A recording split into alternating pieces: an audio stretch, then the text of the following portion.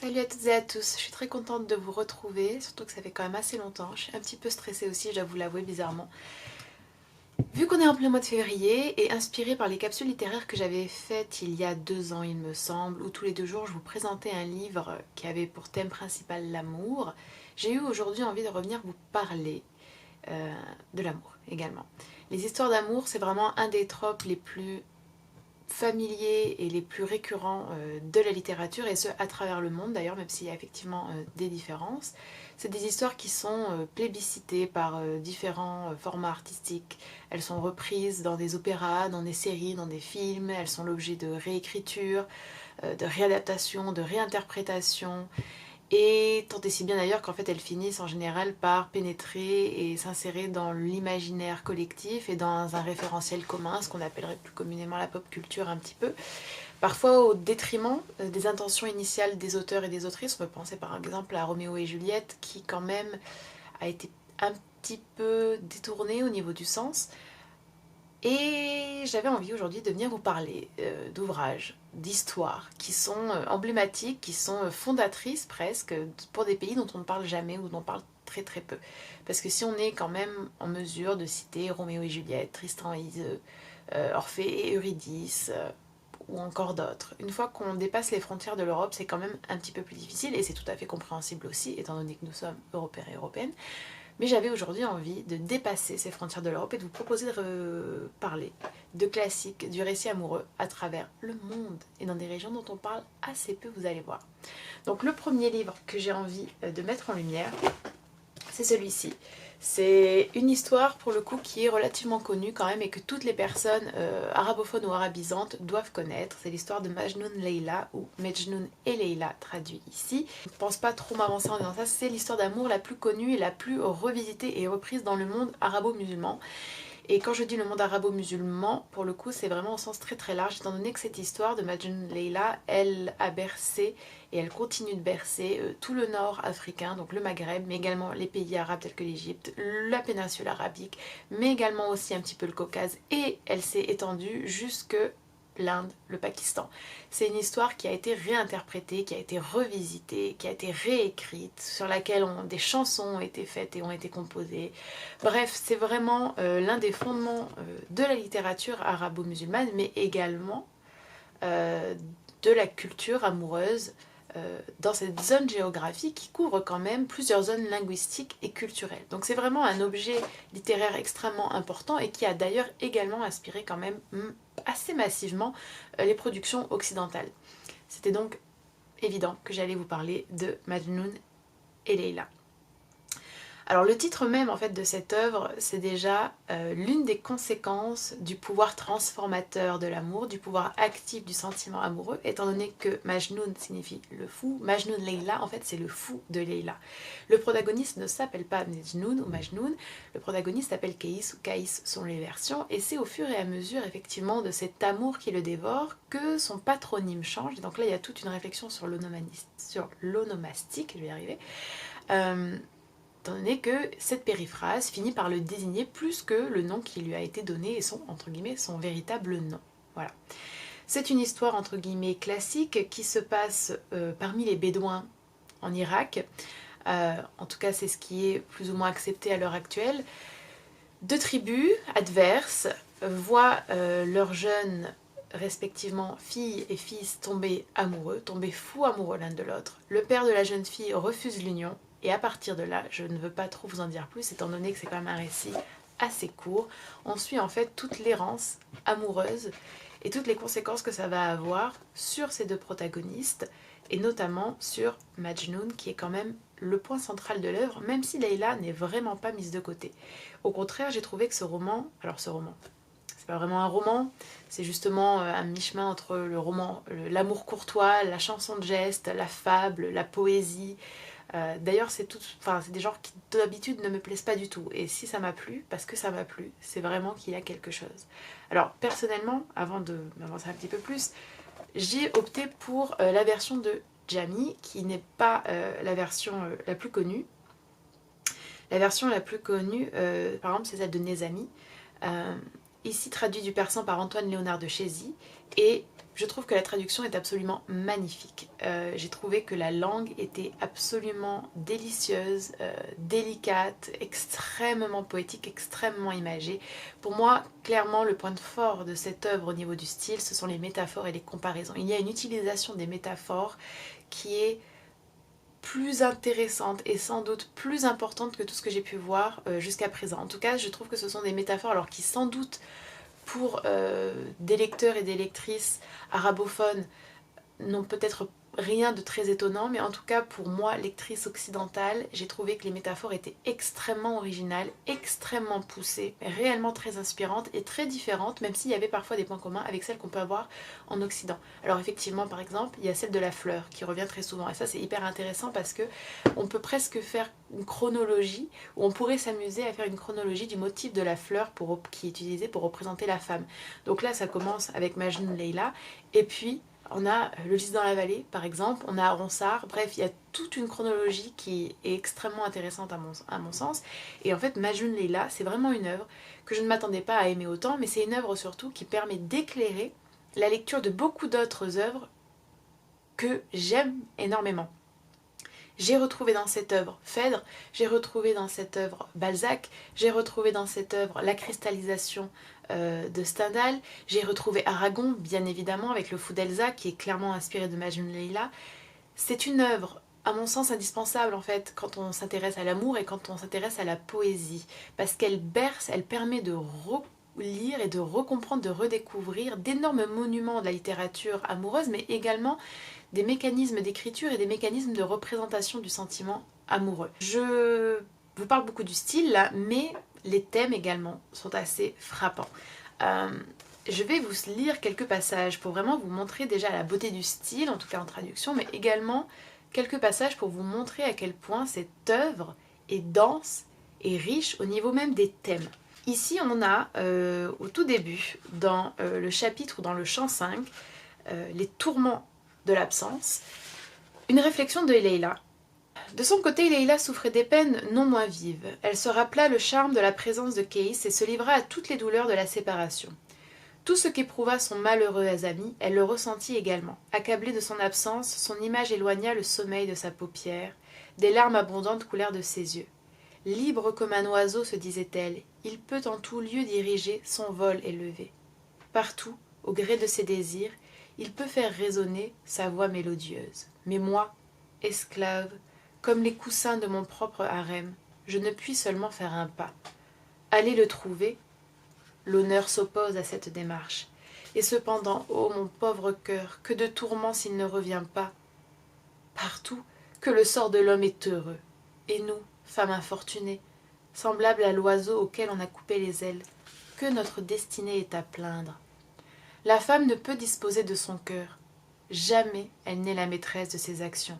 Et l'amour, cette passion irrésistible, tandis que l'homme se fait un honneur de lui céder, on ose nous en faire un crime. Ce feu dévorant que Keïs a allumé dans mon sein, peut-être cent autres comme moi en gémissent les victimes. Quel faible espoir me reste-t-il donc de le captiver? Et cependant, quelque faible qu'il soit, oh, s'il était déçu, oui, je le sens, je ne pourrais survivre à ma douleur. Donc là, on a une réflexion extrêmement intéressante en fait sur la différence de traitement de l'amant et de l'amante au sein de la société. Il y a également des passages sur la religion qui sont absolument incroyables et qui, à mon sens, ne seraient sans doute plus vraiment admis à l'heure actuelle. Donc ça, c'est assez fou. Je vais vous en lire un passage qui montre bien justement cette grande proximité en fait entre l'amour et la religion et à quel point la parole adressée à Dieu finit par parfois être une parole adressée à l'être aimé. C'est en cela que ça m'a beaucoup rappelé Phèdre, notamment lorsque Phèdre prie Vénus et qu'en fait elle finit par prier Hippolyte. Combien de fois ne traça-t-il pas sur le sable le nom de Leila, nom chéri qu'il arrosait de ses larmes, et lorsque mêlé avec les autres pèlerins, ceux-ci, en faisant le tour de la sacrée Kaaba, prononçaient selon l'usage leur fervent lébaïque. Le nom seul de son ami s'échappait de ses lèvres. Il croyait dire lébaïque et c'était Leila qu'il nommait. Saint prophète, s'écria-t-il en humectant de ses pleurs le voile sacré qui recouvre le temple. Amour des Arabes et des Persans, dont tu abaissas l'orgueil. Toi dont ces lieux augustes respirent la présence. Je t'implore, reçois avec complaisance la prière d'un cœur pur et innocent. Qu'on m'impose les plus durs sacrifices, je les remplirai tous. Je me soumettrai à toutes les privations. Je consens à renoncer à tout, excepté à Leïla, qui est mon unique espoir. Leïla, cette douce lumière de mon âme. Leïla, cette tendre fleur qui brille seule à mes yeux dans le jardin du désir. En vain ma tribu entière se réunirait pour me faire un crime de mon amour. Jamais je ne prêterai l'oreille à leurs avis outrageants. Image adorée, jamais ils ne réussiront à t'éloigner un seul instant de mon souvenir.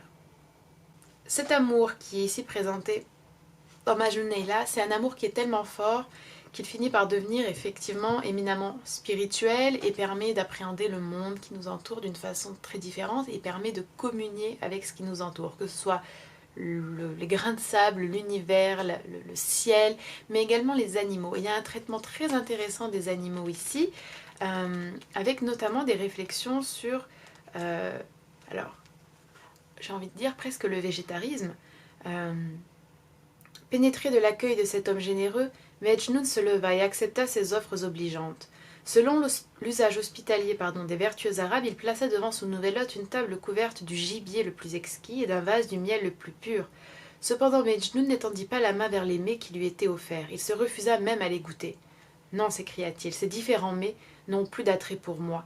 Habitante des forêts. » Donc là, il parle explicitement des gazelles, en fait, qui sont mentionnées à plusieurs reprises dans le livre. « Vous qui, dans ma solitude, allez devenir mes uniques compagnes, je l'ai juré, je ne percerai plus vos cœurs innocents d'une flèche meurtrière. Je ne porterai plus sous mes dents impitoyables vos membres déchirés. Venez désormais, dans la plus grande sécurité, choisir autour de moi l'herbe la plus savoureuse. » Je ne résiste pas en fait au plaisir de vous lire une métaphore qui est assez incroyable, je trouve. Lorsque le faucon étincelant des vastes plaines de l'air, dirigeant son vol précipité vers le nid où reposaient les corneilles au noir plumage, les eut mises en fuite de frayeur, Caïs, léger comme le zéphyr matinal, s'élança vers la tribu de sa bien-aimée. Alors effectivement, dit comme ça, c'est peut-être pas très évident, mais en réalité, le faucon étincelant des vastes plaines de l'air, c'est le soleil qui dirige son vol précipité vers le nid où reposaient des corneilles au noir plumage, c'est la nuit. Bref, c'est absolument magnifique. Je vous recommande absolument de lire ce livre, non seulement si vous aimez les récits amoureux, si vous aimez l'amour courtois, si vous aimez cette tranche, entre guillemets, de la littérature, mais également si vous avez envie de redécouvrir énormément de Topoi, du récit amoureux, de nos propres littératures occidentales, parce que ce livre est extrêmement éclairant. Le point commun entre ce premier ouvrage et le second, non pas le second, et le deuxième que je vais vous présenter, qui est Djamilya de Chingiz Aitmatov, c'est Aragon, entre autres. Aragon a énormément lu, apprécié et a acclamé Majnun Leïla, et c'est d'ailleurs pour cela qu'il est devenu le fou d'Elsa. Et Aragon a également participé à la traduction de Djamilya avec A. Dimitrieva, et il a aussi écrit la préface de ce très très court roman kirghize qui est selon lui la plus belle histoire d'amour. Alors pour être honnête avec vous, je ne vais pas m'étendre moi énormément sur ce livre parce que la préface d'Aragon, évidemment, est bien plus éloquente que tout ce que je pourrais vous dire de ce roman. Ce que je peux vous dire en tout cas, c'est que c'est une énorme découverte littéraire, que ça s'inscrit effectivement dans un cadre qui nous est très inconnu et qui semble accueillir l'amour d'une façon absolument stupéfiante. Il y a encore une fois cette communion, cette harmonie, cette fusion entre l'extérieur et l'amour intime qui transfigure un petit peu le monde. C'est assez intéressant d'ailleurs parce que aussi bien dans Majnun Leïla que dans Djamilya, le contexte géographique c'est un petit peu, alors c'est les plaines on va dire du Kirghizistan, du Kazakhstan, et puis là c'est le désert, donc c'est quand même des zones un peu plus désertiques, un peu plus plates, où finalement les protagonistes naviguent, se déplacent d'une façon qui semble un petit peu dépasser les limites réalistes, entre guillemets, de la spatialité. C'est extrêmement intéressant. Donc je vous lis juste un extrait de la préface d'Aragon qui, à mon sens, est bien plus intéressante que ce que je pourrais dire. J'avais lu dans la revue soviétique Novi Mir d'août 1958 cette nouvelle, traduite du kirghize. Le nom de l'auteur m'était inconnu. Je me suis renseignée, on m'a dit des choses très simples et qui ne m'éclairent pas. Il s'agit d'un débutant. L'écrivain Chingiz Aitmatov est né le 12 décembre 1928. Il n'avait donc pas 30 ans quand Djamilya apparut. C'est un fils d'employé du village de Sheker, en Kirghizie. Qu'il ait fait ses études à l'école de Sheker puis à l'école régionale et qu'à 15 ans, c'est-à-dire à l'époque où se passe exactement Jamilia, l'été de la 3e année de guerre, quand il y avait peu d'hommes au village, il ait été secrétaire du soviet de son village, voilà qui nous dit peu. En 1946, nous le retrouvons à Jamboul, ville voisine du Kazakhstan, à l'école technique de vétérinaire, puis à l'Institut agricole de Kirghizie, d'où il sort en 1953. De cette date à l'heure où Jamil apparaît, Aitmatov travaille à la ferme expérimentale de l'Institut de recherche scientifique pour l'élevage du bétail de Kirghizie. C'est depuis 1952 que commence à voir le jour dans la presse de son pays une série de récits par quoi il apparaît dans la littérature. Alors, qu'il ait fait un stage de 1956 à 1958 à l'Institut Gorky à Moscou et qu'en 1957 il ait été reçu membre de l'Union des écrivains soviétiques, voilà des renseignements qui sont peut-être indispensables. En tout cas, ce sont les seuls que je possède. Mais rien de ceci n'explique que quelque part dans l'Asie centrale, un jeune homme, au début de la seconde moitié du XXe siècle, ait écrit une histoire qui est, je vous le jure, la plus belle histoire d'amour du monde. Et voici qu'ici, dans ce Paris orgueilleux, le Paris de Villon, de Hugo, de Baudelaire, le Paris des rois et des révolutions, le Paris séculaire des peintres, où chaque pierre rappelle une histoire ou une légende, où il y a eu tant d'amoureux que pour les citer, c'est comme dans la chanson « Je ne sais lequel prendre », dans ce Paris qui a tout vu, tout lu, tout éprouvé brusquement, ni Werther, ni Bérénice, ni Antoine et Cléopâtre, ni Manon Lescaut, ni l'éducation sentimentale, où Dominique ne me sont rien. Parce que j'ai lu Jamilia, plus rien Roméo et Juliette, plus rien Paolo et Francesca, plus rien Hernani et Donia Sol, parce que j'ai rencontré Daniar et Jamilia dans l'été de la 3e année de la guerre, dans cette nuit d'août 43, quelque part dans la vallée du Kourkouréou, avec leurs chariots à grains et l'enfant Seyd qui raconte leur histoire.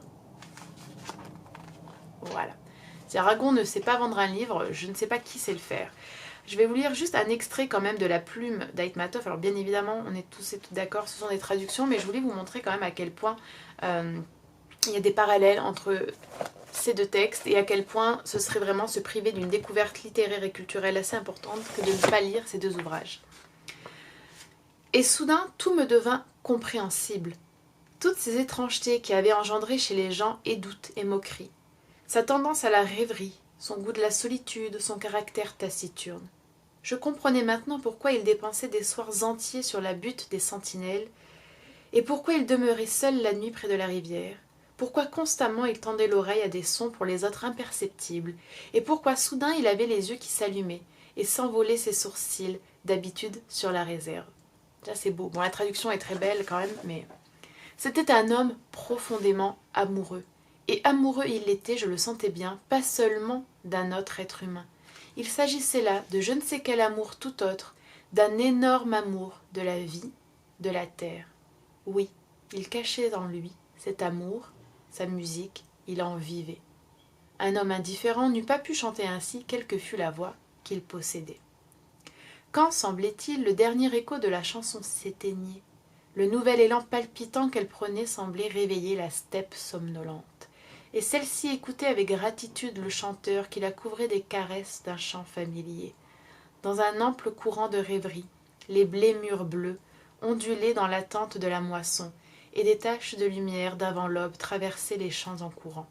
La puissante foule de vieux sols au moulin faisait un froufrou de feuilles, au-delà du ruisseau achevait de brûler les feux d'un camp champêtre, et je ne sais qui, comme une ombre, sans bruit, gambadait au-dessus de la rive, du côté de l'Aille, tantôt disparaissant dans les jardins, tantôt ressurgissant.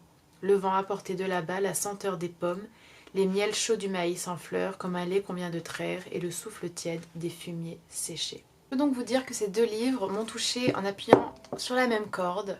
Premièrement, le style qui est vraiment très particulier et très fleuri, très très beau et avec une utilisation des comparaisons, des métaphores et presque parfois des personnifications qui m'a énormément plu, mais également parce que l'amour ici dépasse les contours du seul être aimé et que ça finit par devenir un amour du monde, et ça c'est quelque chose que j'aime énormément et que je trouve très très beau. Alors ensuite, je suis enchantée, mais alors vraiment, je suis très très contente de vous présenter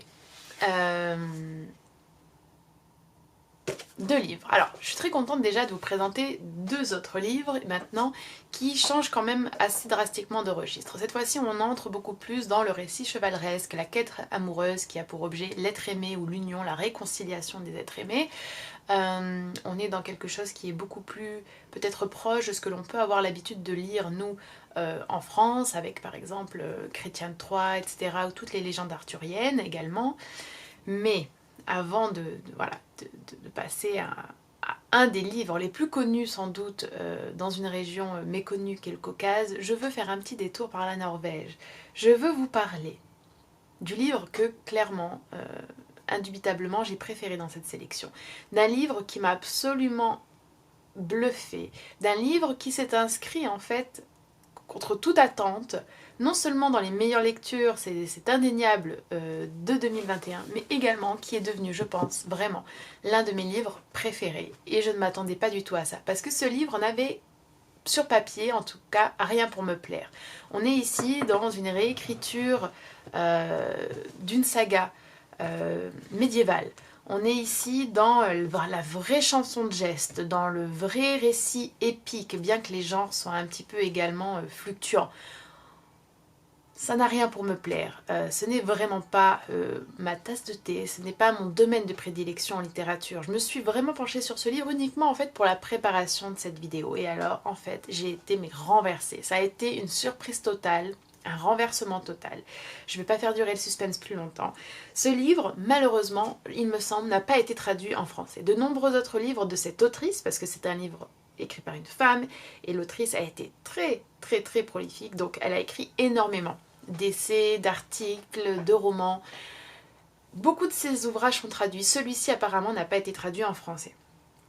Il s'agit de la fille de Gunnar, ou Gunnar, alors là je dois vous avouer que la prononciation va être très hasardeuse, ou Gunnar's Daughter, écrit par Sigrid Undset, que j'ai absolument adoré, mais vraiment. Alors, je ne vais pas m'étendre sur ce livre dans cette vidéo parce que je vais faire une vidéo dédiée à ce livre, je pense, parce qu'il faut à tout prix que je vous parle de ce livre. Je pense qu'il va falloir que je vous parle également de cette autrice, si le reste de sa production est aussi incroyable que cet ouvrage qu'elle a écrit lorsqu'elle avait environ 27 ans, il me semble. Alors, ça va être très difficile d'en parler sans trop en dire, et ça va être aussi difficile d'en parler parce que vous savez qu'à chaque fois qu'on adore quelque chose, c'est toujours difficile. J'ai hésité en fait à inclure ce roman dans cette vidéo. Pourquoi? Parce que on est vraiment dans un traitement de l'amour qui est très différent. Je ne vais pas vous faire enfin, je vais pas spoiler en vous disant que on est ici dans un amour qui n'est pas sain, qui n'est pas heureux, qui n'est pas doux. On est dans un récit qui est vraiment très violent, un récit qui est très sombre, un récit qui est marqué par la violence, par la mort, par le crime, par différents types de crimes. On suit la vie de Vigdis, qui est donc cette fille du roi Gunnar, qui tombe amoureuse d'un homme qui lui aussi est relativement noble, dont le prénom est Ljot, donc Jot, je présume, ou Liot. Et cet homme, qui ne l'oubliera jamais, tout au long du roman, jusqu'à la fin du roman, cet homme qui n'oubliera jamais Vigdis, malheureusement, au début du roman, viole Vigdis. Ce sont les seules choses que je vais vous dire de l'intrigue, parce que c'est également ce avec quoi j'ai débuté ce livre, et c'est à partir de là que l'émerveillement a commencé. C'est une histoire qui est inspirée des Icelandic sagas, donc vraiment des sagas, des fresques nordiques. Sigrid Undset, elle est lauréate du prix Nobel déjà, rien que ça. Elle est née en fait vers la fin du 19e et elle est morte courant du 20e siècle. Elle s'empare ici de cette histoire absolument incroyable qui se déroule, elle, durant l'époque médiévale de son pays, et elle en fait quelque chose d'extrêmement à la fois fidèle à ce genre-là, et d'extrêmement percutant, d'extrêmement proche, d'extrêmement palpable.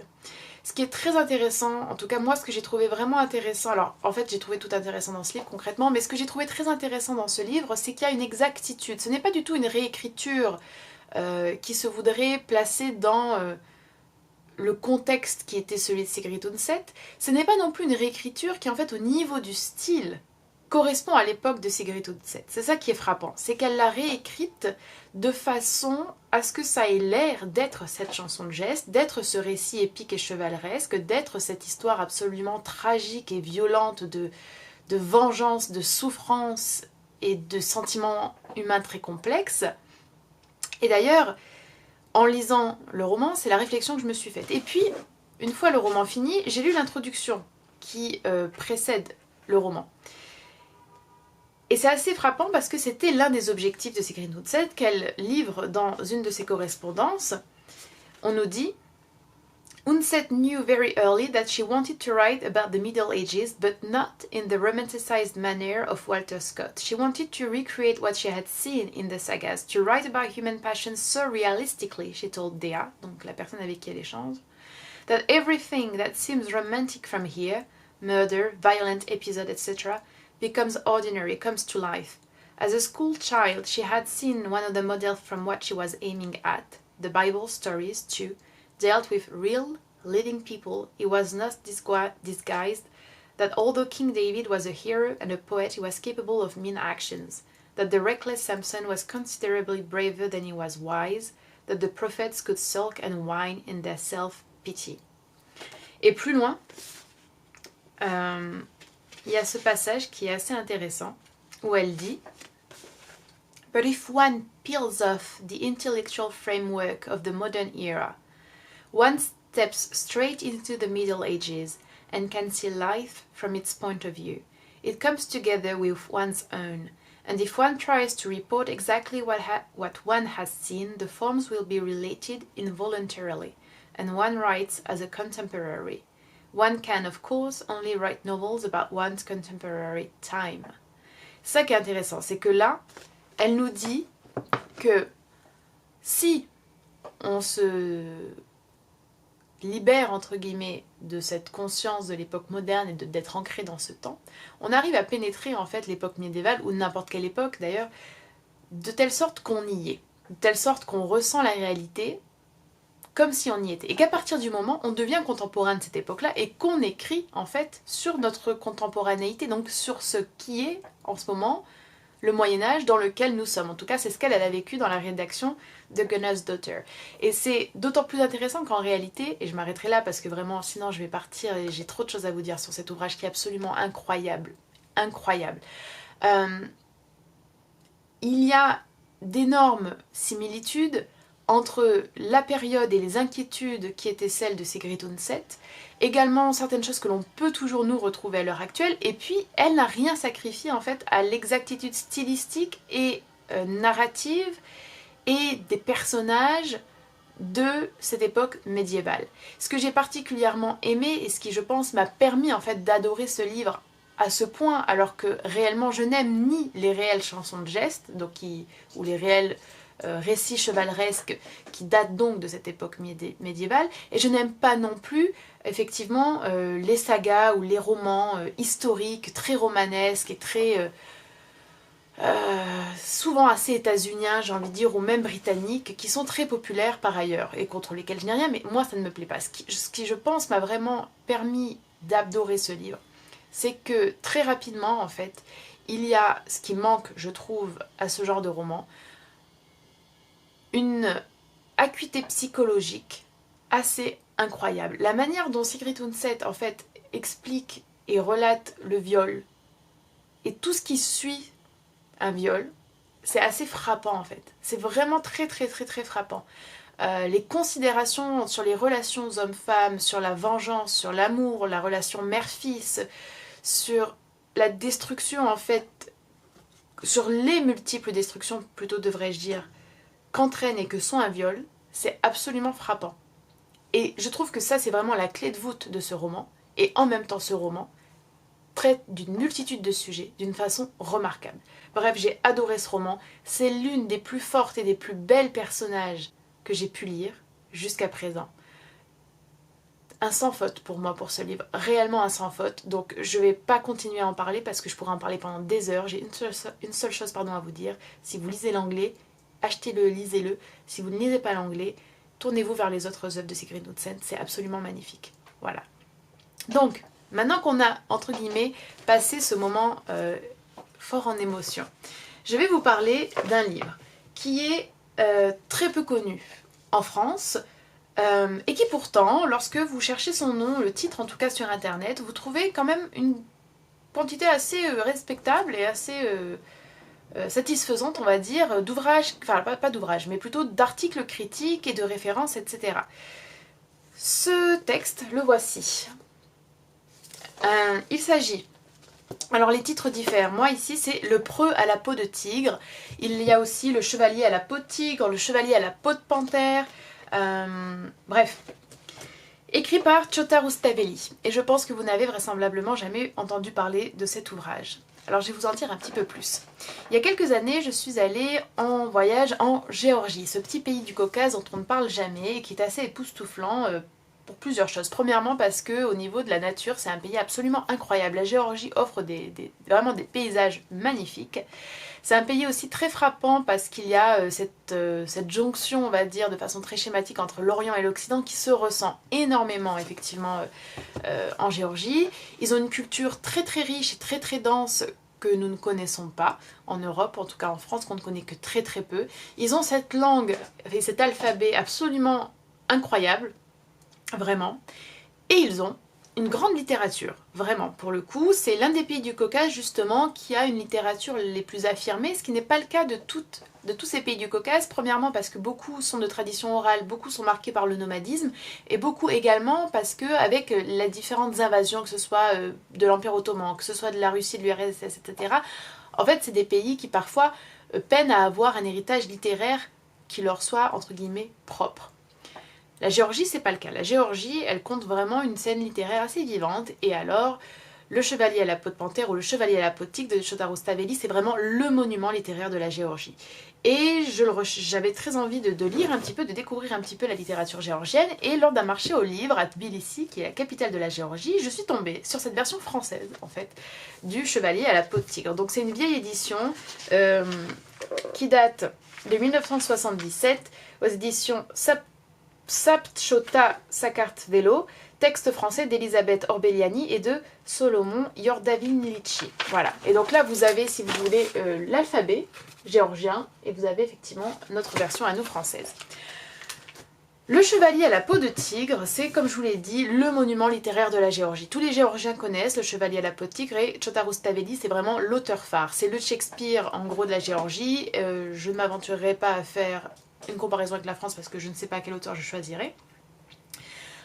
C'est un long poème, normalement à la base, un long poème épique, lyrique, spirituel, politique, amoureux bien évidemment, qui a été écrit par Chota Rustavelli et qui a été dédié, ou en tout cas, alors écrit au XIIe siècle et qui a été donné, dédicacé à la reine Tamar, qui est une reine dont on ne parle jamais, qu'on ne connaît pas en France, bien évidemment, mais qui est vraiment l'une des figures politiques et historiques les plus importantes en Géorgie. Elle est très très aimée et très respectée, la reine Tamar, et elle a été une reine, une gouvernante très puissante qui a étendu en fait les limites de la Géorgie. Donc c'est extrêmement passionnant d'ailleurs si jamais vous voulez si vous vous intéressez un petit peu à cette région-là du monde que moi je trouve fascinante par ailleurs. Ce texte est composé en deux grandes parties. Et la première partie relate plutôt l'histoire ou la rencontre des deux personnages masculins, des deux protagonistes masculins de cette œuvre, qui s'appellent Tariel et Atvandil. Désolée, mais je suis obligée de regarder les noms parce que c'est quand même assez compliqué, c'est très différent de chez nous. Tariel et Atvandil sont amis et se rencontrent, se cherchent durant la première partie de ce texte. Durant la seconde partie du texte, Tariel, justement, aidé d'Atvandil, est à la recherche de la femme qu'il aime et avec laquelle il n'a pas pu être réuni, qui s'appelle Nestan. Plusieurs personnes supposent que Nestan pourrait être la représentation de la reine Tamar et que ça pourrait être une déclaration d'amour déguisée de Rustavelli à la reine. D'autres personnes par la suite ont dit qu'en fait il fallait aussi y voir une possible lecture religieuse avec en fait la quête du divin, etc. De toute façon c'est quelque chose qui est commun, par exemple Majnoun et Leila, ça a aussi été repris et interprété comme la quête du divin et de l'amour divin, bref c'est autre chose. ça, je ne peux pas vraiment, bien sûr, vous en parler parce que moi, le texte, je l'ai lu en langue française, mais il semblerait qu'en langue originale, le texte ait été écrit de telle sorte qu'il est à peu près inégalé à l'heure actuelle. C'est-à-dire que tout le texte, qui est quand même assez long, est écrit en respectant une métrique, une versification très rigoureuse et très formelle qui fait que c'est un petit peu un joyau, si vous voulez, littéraire et un joyau au niveau de la métrie. Donc ça, c'est assez incroyable et assez intéressant. C'est quelque chose qui est vraiment pour le coup beaucoup plus épique que tous les textes que j'ai pu vous présenter jusqu'à maintenant. C'est un petit peu, moi en tout cas, si je devais le rapprocher de quelque chose, ça fait quand même un petit peu penser à toutes les aventures et toutes les péripéties qu'Ulysse doit affronter pour pouvoir retourner chez lui, même si les personnages sont quand même très différents. Donc, il existe ce livre en version beaucoup plus moderne que celle que j'ai et qui est sans doute beaucoup mieux parce que c'est une traduction, je pense, plus récente et parce qu'en plus il y a un appareil critique, il y a des notes qui sont disponibles. Il existe chez Gallimard, que vous pouvez l'acheter en ligne d'ailleurs. Et je vous encourage vraiment en fait à découvrir cet ouvrage et à découvrir cette partie du monde, ce petit enclos là qu'est le Caucase, qui est très peu connu et qui pourtant est extrêmement intéressant d'un point de vue culturel. On va finir parce que cette vidéo est très très longue, j'en suis désolée, mais j'avais vraiment envie de venir vous parler en détail de tous ces livres en fait. Je vais vous parler d'un recueil de nouvelles.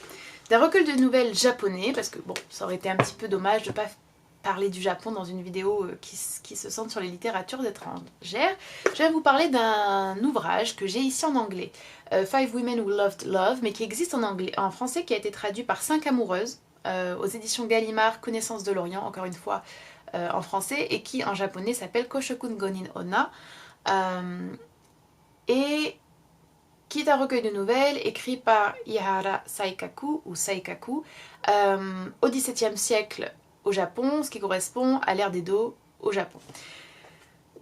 C'est quand même un texte assez... Ce sont des textes en tout cas assez différents de ceux que j'ai présentés jusqu'à présent. Ceux que j'ai présentés jusqu'à présent sont vraiment des textes centrés sur l'amour, l'amour tragique, l'amour impossible, la profusion des sentiments, etc. Ici on est dans quelque chose de plus différent. Déjà le format de la nouvelle effectivement ne nous permet pas forcément d'être investis de la même façon dans les sentiments et la vie des personnages, mais c'est également un choix d'écriture, c'est également un fait culturel.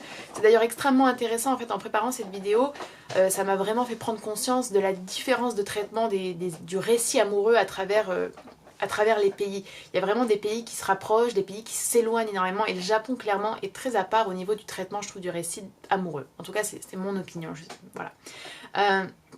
Ce recueil de nouvelles, il a été très très populaire à sa sortie et désormais il est aussi assez populaire. En tout cas, Saikaku, c'est vraiment l'un des grands auteurs de son époque.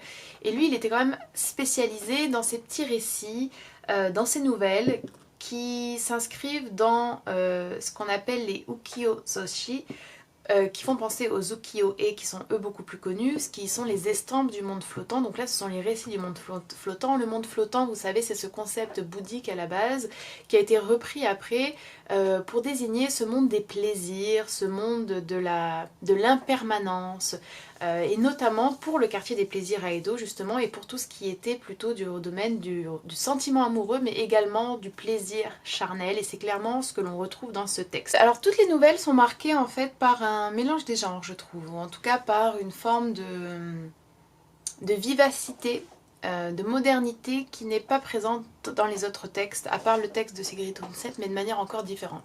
Ici on a un lyrisme très très discret, on a de l'érotisme très d'ailleurs libéré, on parle de bisexualité sans aucun problème, sans qu'il y ait le moindre jugement.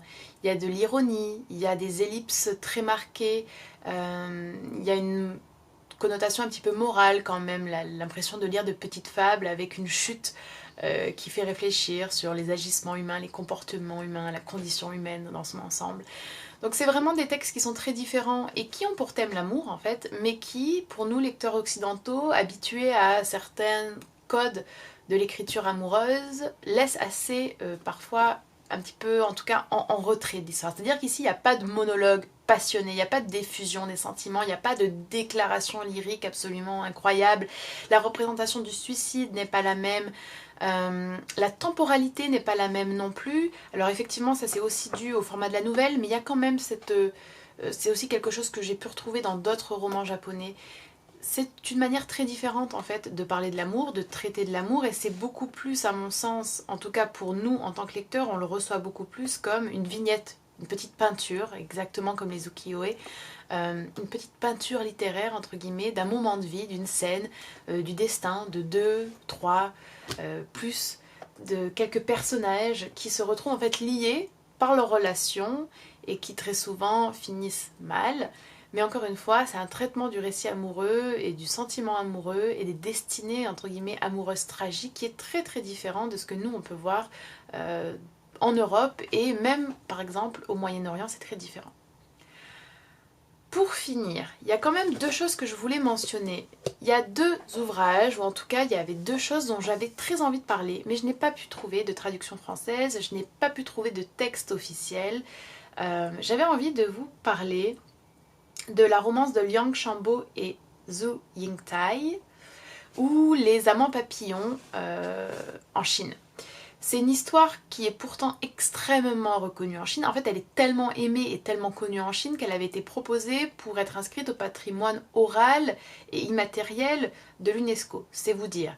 Il y a une infinité de films, de séries, d'opéras, de chansons, de réécritures qui ont été faites de cette histoire tragique entre deux amants. Cette histoire tragique, des familles qui ne peuvent pas s'aimer, des familles qui font que les personnes ne peuvent pas s'aimer. Il y a une histoire de travestissement pour pouvoir pénétrer dans une école de garçons. Et je pense que tous les amateurs et amatrices de drama asiatiques, que ce soit coréen, japonais ou chinois pour le coup, pourront avoir certaines références et verront que l'histoire vraiment de Liang Shanbo et Zhu Yingtai a inondé en fait la culture asiatique, au-delà même de la culture chinoise. Malheureusement, je n'ai pas pu accéder à un texte et je n'ai pas non plus pu regarder les films. J'ai cherché même des plateformes de téléchargement légales, j'ai pas trouvé en fait pour regarder une adaptation de ce récit mythologique amoureux emblématique de la Chine. Et la deuxième histoire sur laquelle j'aurais voulu pouvoir me pencher et sur laquelle je n'ai pas pu me pencher, c'est Heer Ranjha pour l'Inde et pour le Pakistan, vraisemblablement je pense aussi pour le Bangladesh et peut-être pour l'Afghanistan, qui a inspiré des dizaines de chansons, des dizaines de films à Bollywood également, et qui rappelle lui aussi à de nombreux égards Roméo et Juliette. D'ailleurs c'est peut-être l'histoire qui est la plus proche de celle de Roméo et Juliette, et dont la version en fait la plus connue est celle de Waris Shah, qui était un poète soufi de l'actuel Pakistan, né au XVIIIe siècle. Voilà. J'ai pas pu non plus trouver de texte et c'était regrettable parce que j'avais très envie de parler également de ces cultures et de ces récits amoureux emblématiques. Voilà, je vais m'arrêter là, la vidéo était déjà très longue, j'espère qu'elle vous a intéressé, j'espère vous avoir donné envie de lire certains de ces livres, et n'hésitez pas si vous connaissez des récits vraiment emblématiques, des récits fondateurs en fait, amoureux, dans d'autres pays, dans d'autres zones culturelles que je ne connaîtrais pas, parce qu'il y en a beaucoup que je ne connais pas, bien évidemment. Je serais très curieuse et je pense qu'on serait plusieurs à aimer en apprendre un peu plus dans les commentaires. Merci d'avoir regardé cette vidéo et puis je vous dis à la prochaine.